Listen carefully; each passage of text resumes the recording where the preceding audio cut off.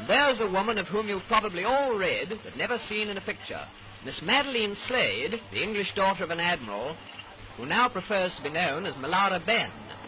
She's one of Mr. Gandhi's most devout disciples. She's leading the way ashore now, and just behind her comes Mr. Gandhi, dressed as he said he would be, in just his loincloth, even in the chilly climes of Europe. And he's carrying with him his pots and pans, which he declared at the customs. He was trotted around Marseille to several receptions and made one or two speeches which rather frightened the French authorities. But when asked to speak into the sound-filled microphone, he said, "I think not." And so we go on our way to England. Well, here we are at Folkestone, with the Biarritz coming alongside, and as Gandhi said, in proper English weather, pouring rain and bitterly cold. Miss Slade was the first ashore to tend to the luggage, that is, the goat's milk, etc. She was followed by Gandhi's son, and then came the little man, still scantily clad, but with an extremely wet blanket around his tiny frame. I'm sure he must have been frozen. We were in thick overcoats. He picked his way through the puddles along the quay side, and he was wearing sandals, by the way, to the waiting motor car, for he decided that he'd rather go up to London by road.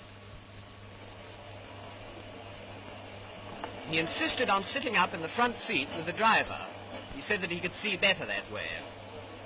So he tucked himself in, and so off to London, whilst his followers went by the boat train.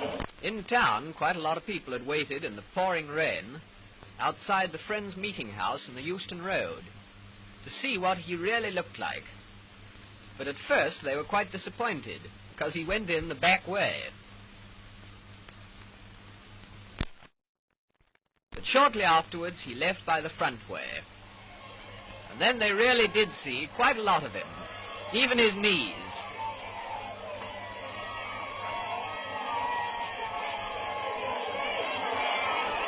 No, he won't speak into the microphone.